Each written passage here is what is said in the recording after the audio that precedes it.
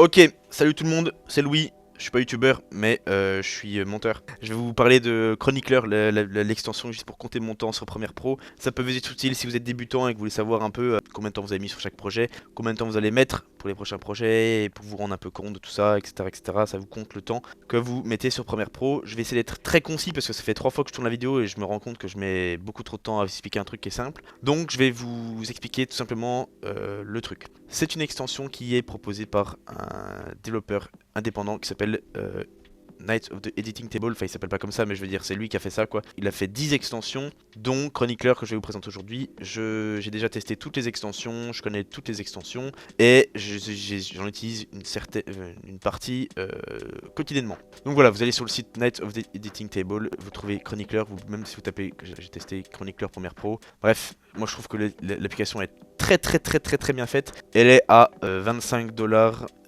plus 5$ si vous avez la TVA. Voilà, il y a la TVA parce qu'on est en France, merci Macron. Bref, c'est partageable pour deux machines. C'est-à-dire que si vous prenez pour 25 balles et vous donnez le code à quelqu'un, il peut aussi utiliser en même temps. Mais ça se limite à 2 machines seulement. Voilà, que vous soyez au courant. Comment ça se présente? Donc là, j'ai juste, je me suis mis sur un projet Arthur Gagné, le State. Si vous connaissez, voilà, allez voir ça. C'est un gars qui fait du coaching en séduction. Bref, c'est un gars pour qui je travaille. Ici, vous voyez que j'ai ma séquence main. Séquence main, c'est ma séquence principale que j'appelle comme ça pour dire que c'est la séquence principale. J'ai 4 vidéos ici. Et là, on va parler surtout en fait, j'ai 4 vidéos. Celle-là, on s'en fout parce que c'était un truc que j'ai copié-collé d'un autre projet. Bref, comment se présente l'extension? Je l'ouvre juste ici. Elle est là. Chronicler. Je vais juste taper Facecam en state. Voilà. Vous pouvez voir que ici, on a un groupe avec le projet Premiere Pro avec toutes les séquences. Donc ça, c'est mon projet Premiere Pro, le fichier PR et toutes les séquences qui sont dedans. Donc là, vous avez vu, il y a mon mail qui est dedans. Il y a 8 phrases qui vont la rendre folle. Elle est là, 10h09. Et donc là, vous comprenez que je suis sur la séquence main.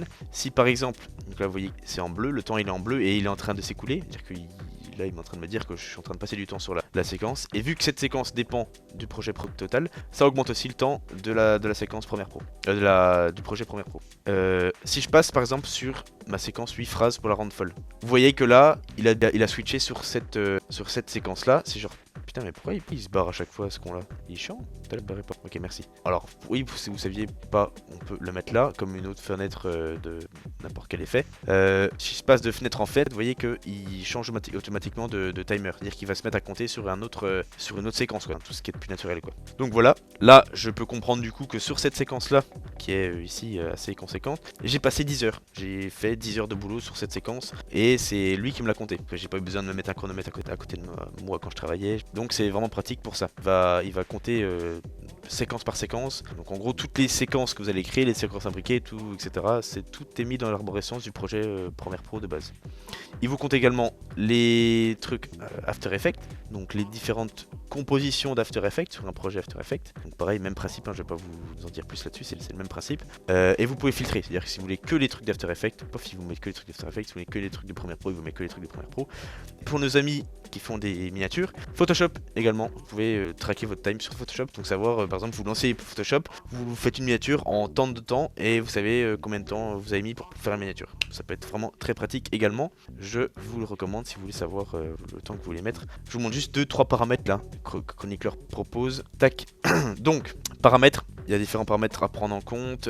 Qu'est-ce que vous pouvez faire? Regrouper automatiquement les projets. Ça permet de faire des groupes et des dossiers. C'est lui qui les fait automatiquement là, les dossiers Facecam en state, Salve 2, c'est lui qui les fait. Donc oui, non, peut-être. Je pense que je vais l'enlever cette option là parce que je trouve que c'est plutôt pratique d'avoir en fait l'arborescence, il l'a fait déjà avec le projet Premiere Pro, si vous voulez. C'est-à-dire que là, il m'a fait un dossier Facecam en state Salve 2 parce qu'il y a du After Effects et du Premiere Pro dans le même truc, il m'a groupé les deux. Bon, c'est pas si mal. À voir. Afficher l'extension du fichier, bon bah c'est juste pour savoir qu'est-ce que c'est comme fichier, mais là on voit bien que c'est du Premiere et du After. En vrai, on s'en fout. Afficher les heures et les secondes. Alors si vous décochez ça, vous allez plus avoir les secondes. Pareil, c'est bien, c'est pas bien, après ça change pas grand chose. Arrêter le suivi après 1 minute d'inactivité, vous pouvez changer jusqu'à 1 heure. Alors ça sert juste à, en fait, imaginons que là je m'en vais, je lève les mains, je sais pas, je vais pisser, je vais voir ma mère, je vais faire un foot. Si je reste inactif sur le projet, vous allez voir que le timing il continue à tourner jusqu'à une minute. Et après une minute, il va arrêter. Il va comprendre que vous êtes plus sur le projet et qu'il va pas continuer à compter dans le vide en fait. Très pratique. Pareil, si par exemple je clique sur une autre fenêtre, vous allez voir que le timer bleu là, si je clique, pof, il s'arrête. Il capte que je suis plus du tout sur Premiere Pro et que je suis pas en train de travailler dessus. Je reclique là, pof, il s'en remet. Donc si vous êtes sur Google, si vous êtes sur en train de chercher des stock footage pour votre nouvelle VSL, votre nouvelle pub, peu importe, vous allez pas avoir le temps qui se défile. Export, je vous en parle pas parce que c'est pour faire des fichiers Excel, c'est le gros merdier. Je vais pas vous montrer parce que ça n'a aucun sens. Le fichier Excel, si vous voulez, il va vous répertorier toutes les logs. Donc c'est-à-dire chaque fois que vous êtes passé d'un projet à l'autre, d'une séquence à l'autre, il va vous marquer et il va vous dire combien de temps exactement vous avez passé. Franchement, ça sert à rien. Vous pouvez donner une petite devise et un petit horaire, tout simplement parce que vous pouvez faire un clic droit là, clic droit sur le projet, facturable, pof, il vous met le prix en face par rapport au temps que vous avez passé sur la vidéo. Ça prend le même temps de prendre une calculatrice et de faire 12, je sais pas quoi pour 12h12, faire fois votre horaire et puis vous savez combien d'argent entre guillemets vous auriez gagné si vous aviez été payé au taux horaire que vous avez marqué dans vos paramètres. Voilà, j'ai pas d'autre chose à dire. Ça fait déjà 9 minutes que je raconte de la merde. Si vous avez des questions, n'hésitez pas à m'envoyer un petit message privé, parler un peu autour de vous. Pourquoi pas pour prendre des abonnements à deux. Comme je vous ai dit, le truc il est disponible pour deux plateformes différentes, donc profitez-en. 30 balles ça représente pas grand chose, surtout que c'est un outil qui est très utile. Moi j'utilise souvent pour me donner un peu des ordres d'idées. Comme là je m'étais mis un objectif de faire la vidéo en 10 heures, donc en moins de 10 heures, donc je l'ai fait, je suis très content. Et cet outil là m'a permis de le confirmer quoi, donc c'est super cool. Pour les débutants qui veulent savoir combien de temps ils ont mis pour faire un truc, et pour les gens qui ont des clients et qui veulent savoir un peu combien de temps ils ont passé pour faire une vidéo, il y a des moments où on gagne bien sa vie, des moments où on gagne moins sa vie, et ça permet de savoir comment c'est passé quoi. Voilà pour tout. Petite vidéo, c'était juste pour vous expliquer un peu ça. Il y aura pas de montage, peut-être faire 2-3 cuts histoire de pas vous faire trop chier. Voilà, chroniqueur à quoi ça sert, et avis aux amateurs, je vous mets le lien avec la vidéo. Voilà, je vous fais des bisous et puis je vous présenterai d'autres extensions pour la prochaine fois. C'était juste un avis, n'hésitez pas à me dire si vous avez des questions, quoi que ce soit, des trucs autres que ce que je viens de dire. Mais je pense que j'ai fait le tour, donc voilà, n'hésitez pas. Bisous tout le monde, salut, ciao, c'était Louis le youtubeur.